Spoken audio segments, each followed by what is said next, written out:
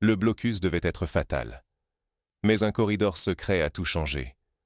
Comment le Sahel a-t-il renversé la situation? Quels ressorts cachés, quelle solidarité inattendue ont permis de transformer l'étau en tremplin? Pour comprendre ce retournement, il faut plonger dans les coulisses d'une Afrique en pleine mutation, où chaque décision pèse sur le destin de millions de personnes. Début 2026, les ports de Cotonou et d'Abidjan, véritables poumons de l'Afrique de l'Ouest, sont soudainement fermés. Pour le Burkina Faso, le Mali, le Niger, l'accès à la mer disparaît, comme si l'horizon lui-même se refermait. Toutes les routes du commerce, du carburant, des médicaments, des denrées vitales sont coupées net. Les puissances étrangères paraissent infaillibles. Priver le Sahel d'oxygène économique, provoquer l'effondrement, sans tirer un seul coup de feu. À Paris, à Abuja, les chancelleries célèbrent l'embargo, croyant avoir condamné le Sahel à l'asphyxie.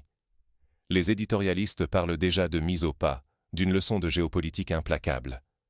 Mais, dans la poussière du Sud, loin des projecteurs, une révolution silencieuse se prépare. Ibrahim Traoré, à la tête du Burkina Faso, refuse de baisser les bras. Il ne regarde pas vers l'ouest, vers les ports verrouillés, mais vers une ouverture discrète sur l'Atlantique. Son attention se porte sur le Togo, ce petit État côtier, longtemps discret mais audacieux dans ses choix. Tandis que tous les regards restent fixés sur les ports verrouillés, un jeu d'ombre débute. Échanges secrets, accords sans en-tête, décisions prises dans le silence des cabinets. Le port de Lomé, trop souvent resté dans l'ombre de ses puissants voisins, s'impose soudain comme la pièce maîtresse d'un contournement inédit. Ce que personne n'avait prévu, le Togo, pourtant membre de la CEDEAO, refuse d'être une victime collatérale du bras de fer régional. Il choisit le pragmatisme, le réalisme, ouvrir une porte dérobée au Sahel, quitte à marcher sur une ligne de crête diplomatique. 1 millier de kilomètres d'asphalte relient désormais le cœur enclavé du continent à la mer, sous le radar et sans tambour ni trompette. Mais cette artère vitale reste vulnérable. Si le secret éclate, si le corridor tombe, tout le Sahel risque la ruine, la famine, l'effondrement politique. La tension est à son comble. Chaque convoi devient une question de vie ou de mort. Comment ce corridor est-il né? Pourquoi la carte coloniale a-t-elle enfermé les économies sahéliennes? Pour le comprendre, il faut remonter le fil du temps, explorer les racines profondes de la dépendance et décrypter l'histoire invisible qui a façonné le commerce ouest-africain. Le piège du passé. Comment la carte coloniale a enfermé le Sahel. Regardez une carte de l'Afrique de l'Ouest. Tracez du doigt le vaste ruban ocre du Sahel, du Mali au Niger, du Burkina Faso au Tchad. Tous ces pays n'ont pas d'accès direct à la mer. On présente souvent cela comme une fatalité géographique, mais c'est surtout une cicatrice du passé, entretenue sciemment par les puissances coloniales. La France et ses alliés n'ont pas conçu routes et rails pour unir les peuples ou renforcer l'économie locale, mais pour extraire les ressources vers les ports qu'ils contrôlaient. Le Sahel n'était pour eux qu'un réservoir de richesses, une arrière-cour à exploiter sans remords. À l'indépendance, cette architecture a révélé son véritable visage, la dépendance structurelle. Pour exporter ou importer, le Sahel restait prisonnier des voisins côtiers, dépendant de leur bon vouloir et de la stabilité régionale. À la moindre crise, frontières fermées, camions bloqués, marchandises perdues. Être enclavé, c'était, selon un ancien président nigérien, vivre sous la menace constante d'une asphyxie économique. Une sentence dictée non par le désert ou le climat, mais par la géopolitique et l'histoire. Quand l'Alliance des États du Sahel a rompu avec l'ordre régional imposé par la CEDEAO et la France, leurs adversaires ont cru tenir une arme fatale, le blocus commercial. Ports du Bénin et de Côte d'Ivoire verrouillés, des milliers de conteneurs immobilisés sous le soleil brûlant. Médicaments, carburants, machines, tout pris en otage. Plus qu'une question de commerce, un coup à la gorge de tout un peuple. Les stratèges occidentaux misaient sur l'effondrement rapide, sur la colère des populations privées de riz, d'électricité, de soins. Ils espéraient le retour du vieux système, persuadés qu'on n'échappe pas à la géographie ni à l'histoire. Mais une vieille leçon subsistait. Tant que le Sahel resterait captif, dépendant de routes tracées pour le dépouiller, il revivrait ce cycle de vulnérabilité. Ignorer cette leçon, c'est rester prisonnier du passé, subir la volonté des anciennes puissances, attendre la prochaine crise, la prochaine sanction. Peut-on vivre éternellement sous cette épée de Damoclès? Pourtant, une nouvelle génération de dirigeants, animés par l'instinct de survie et une solidarité régionale inédite, a décidé de réinventer les règles. Une alliance improbable, discrète mais efficace, a vu le jour. Entre le Sahel et le Togo, une porte s'est entr'ouverte, non pas par idéologie, mais par nécessité. Mais que s'est-il vraiment passé dans les coulisses? Comment des États, que tout semblait opposer, ont-ils mis en commun leurs intérêts vitaux? Un accord invisible, une nouvelle artère. Comment le port de Lomé est devenu vital? Discrètement, début 2025, les dirigeants du Sahel et du Togo signent un accord inédit, fruit de négociations nocturnes, de messagers clandestins et de promesses scellées loin des capitales occidentales. Loin des caméras, ils créent une zone spéciale au port de Lomé, dédiée à l'AES. Dans cette enclave, ce ne sont plus les douanes togolaises qui règnent, mais celles du Sahel, avec leurs agents, leur logistique propre, leur mode de fonctionnement. Une petite révolution, inimaginable quelques années plus tôt. Ce port, devenu le centre névralgique du Sahel, possède un atout majeur. Son terminal à conteneurs ultramoderne, déjà prisé par MSC, l'un des géants mondiaux du transport maritime. Impossible à bloquer sans secouer toute la chaîne d'approvisionnement internationale. Les navires affluent, les conteneurs défilent, et le port de Lomé s'étend, s'adapte, s'agrandit. L'AES investit massivement. Modernisation des quais, agrandissement des entrepôts, accès routier renforcé, système de sécurité dernier cri. Les capitaux sahéliens, autrefois captés par d'autres ports, servent désormais la souveraineté africaine. N'est-ce pas là un symbole fort? Mais un port n'est rien sans la route qui le relie à l'intérieur du continent. Là débute la véritable épopée. Transformer la route nationale numéro 1, de Lomé à Ouagadougou, en corridor blindé. 1000 kilomètres de paysages piégés, de frontières fragiles, de menaces tapies dans les recoins les plus inattendus. La moindre faille, et tout s'écroule. Les chefs sahéliens le savent. Il faut militariser la logistique, protéger chaque convoi comme s'il s'agissait d'une colonne vitale. Fin 2025, la route change de visage. Oubliez les camions esselés sur l'asphalte brûlant, exposés à tous les dangers. Désormais, ce sont des convois interminables escortés par des pick-up blindés, où se mêlent soldats togolais et sahéliens, formés ensemble, équipés de radios cryptées. Première dans l'histoire régionale, coopération totale, communication sécurisée, patrouille mixte à chaque carrefour stratégique. Là où les frontières servèrent de refuge aux groupes armés, elles deviennent aujourd'hui le noyau de la résistance régionale. Des checkpoints surgissent, des bases logistiques éphémères s'installent, des équipes de maintenance réparent sans relâche. Le corridor devient un fil de vie. Mais la prouesse ne s'arrête pas au sol. À 6000 mètres d'altitude, les drones turcs Bayraktar TB2 surveillent, scrutant la brousse à la moindre embuscade. Un détail suspect suffit à déclencher une alerte. Une voiture stationnée, une ombre sur la chaussée, un mouvement anormal. L'information remonte en temps réel. Les convois s'arrêtent, les menaces sont neutralisées avant d'approcher. Cette architecture de sécurité repose sur la confiance, l'interopérabilité et une détermination sans faille. Peut-on imaginer une telle coopération il y a seulement 10 ans? Le corridor Lomé-Sahel est vite devenu la cible numéro 1. Pour terroristes et saboteurs, couper cette route, c'est tuer la révolution. Beaucoup croyaient ces convois faciles à attaquer. On imaginait déjà les camions en feu, les marchés plongés dans l'obscurité, les populations affamées. Mais la réalité a déjoué tous les pronostics. Les sociétés de sécurité locales recrutent. Les jeunes trouvent un emploi dans la protection des convois. Des vétérans forment les nouvelles recrues. Les riverains, jadis méfiants, alertent désormais les autorités au moindre signal. La route, autrefois symbole de danger, devient l'axe de la résistance populaire. En 3 mois, les prix de l'essence, du riz et des médicaments chutent de 30%. Les marchés se remplissent. Les lumières ne s'éteignent plus à Ouagadougou, Bamako ou Niamey.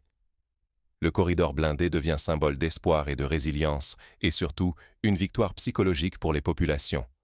On acclame les convois, preuve vivante que le blocus n'a pas brisé la volonté du Sahel. L'économie repart, la diplomatie se renforce. L'AES intègre un État côtier à sa sphère de sécurité, sans qu'il quitte officiellement la CEDEAO. Un camouflet pour les puissances qui tentaient d'isoler le Sahel, alors que leurs voisins assurent la survie de toute une région. Mais derrière cette réussite, la tension monte. Le corridor Lomé-Sahel est la seule voie d'accès, l'artère vitale. Le moindre raid réussit, la moindre brèche, et c'est le retour à la pénurie, à l'asphyxie, avec la menace de voir tout le modèle s'écrouler comme un château de cartes. Les risques n'ont jamais été aussi élevés. Un incident, une trahison, et tout peut basculer. Comment réagissent les puissances derrière le blocus? Quelles conséquences pour l'ordre régional ouest-africain? Les diplomates s'agitent, les analystes s'interrogent. L'Afrique de l'Ouest vit-elle un point de bascule historique? La panique change de camp.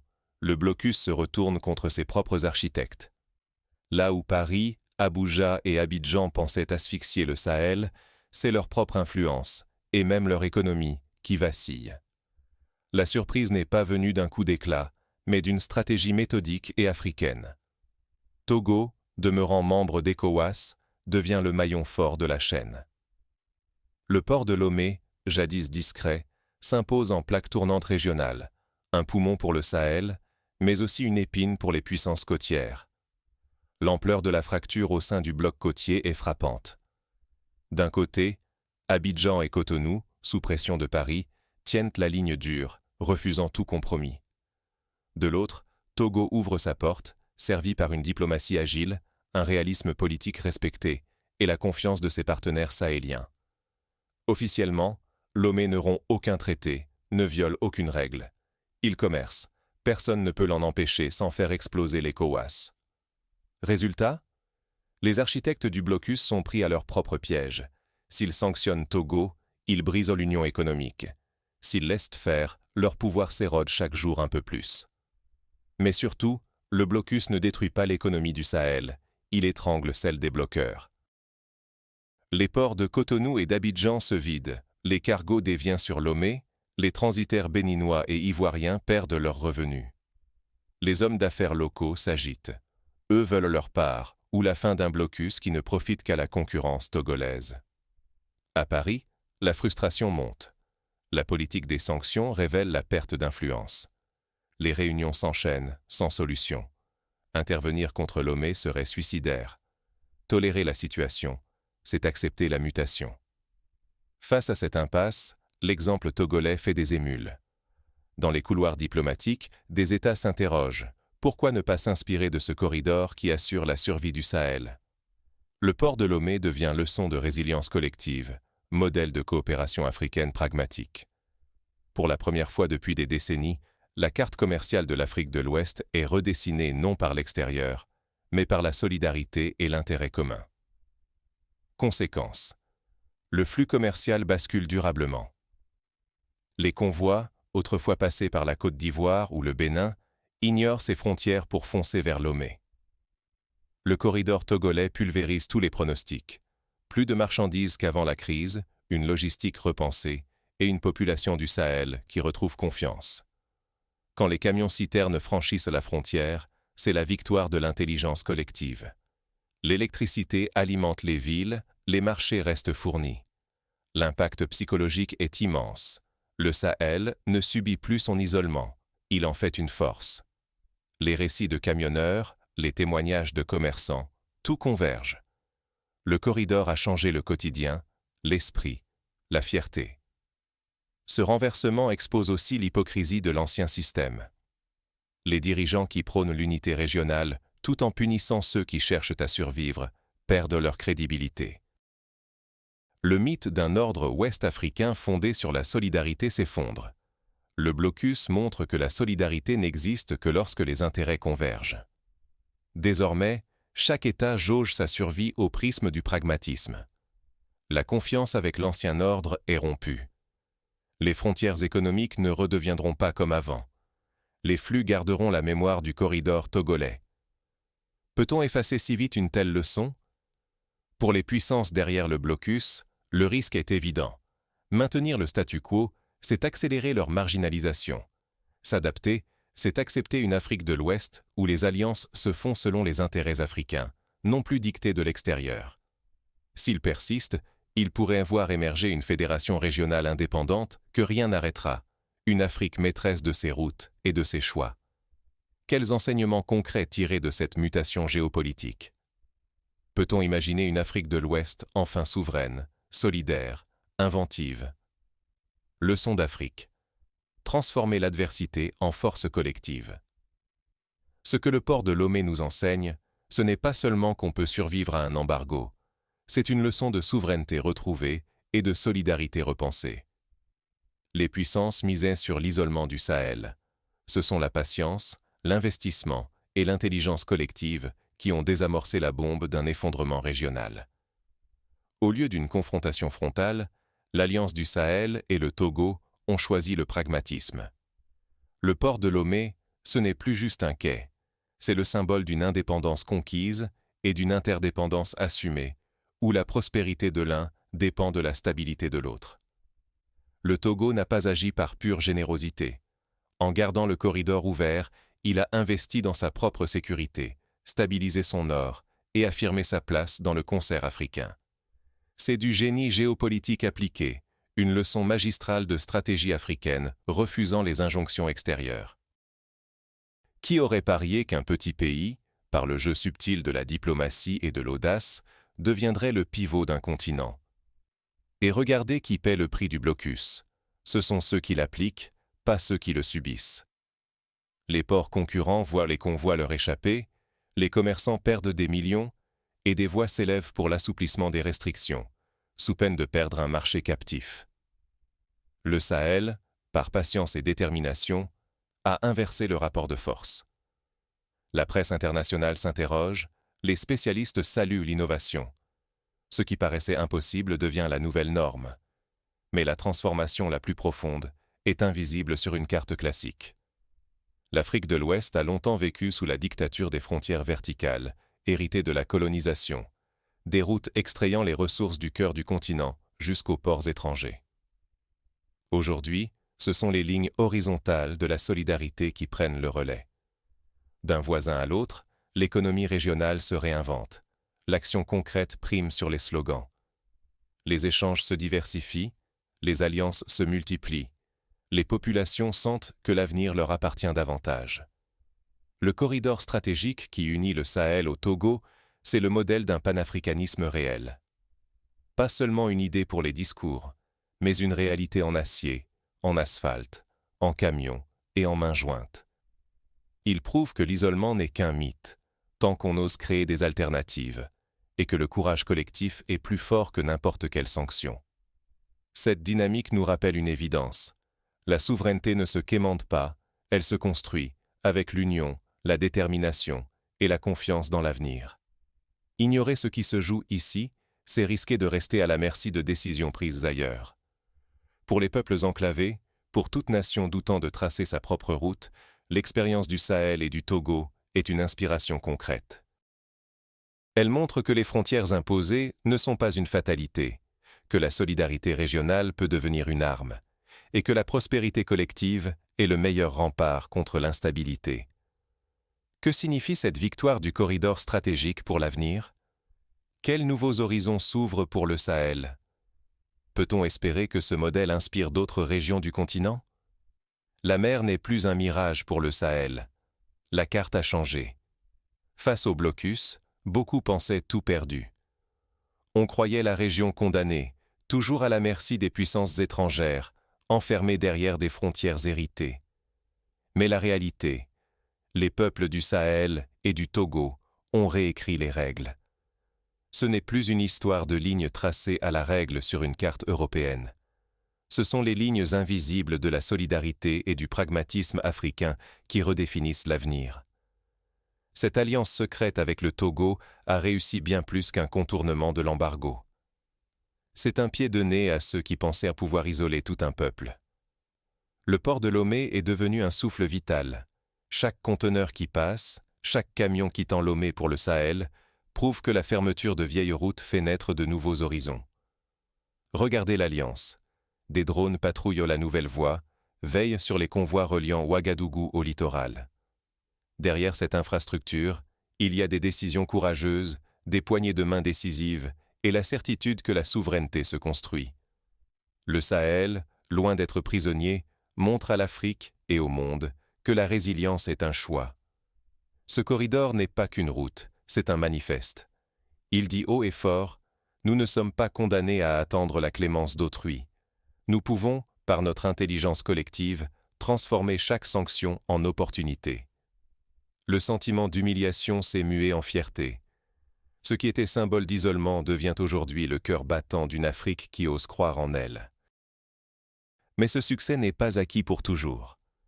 L'histoire enseigne que de nouvelles pressions viendront, de nouveaux blocus, de nouveaux défis.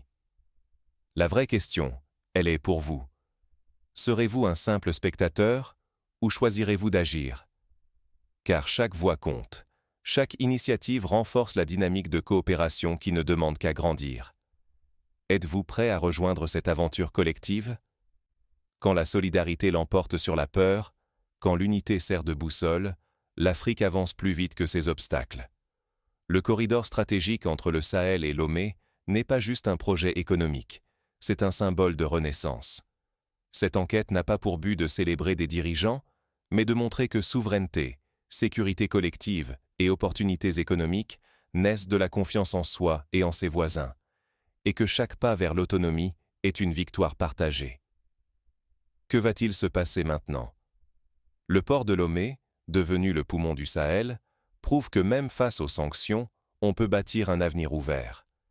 L'isolement n'existe que si l'on accepte les murs imposés. En traçant de nouvelles routes, c'est le monde entier qui finit par s'ouvrir. Les enfants du Sahel voient à nouveau la mer non comme un rêve lointain, mais comme un horizon accessible. Merci d'avoir suivi cette enquête. À vous de décider si vous voulez faire partie de cette carte qui s'invente. Une carte où la souveraineté ne se négocie plus. Elle se partage et se construit, ensemble. L'avenir appartient à ceux qui osent, à ceux qui bâtissent des ponts, là où d'autres dressent des murs. Et vous, de quel côté de l'histoire serez-vous?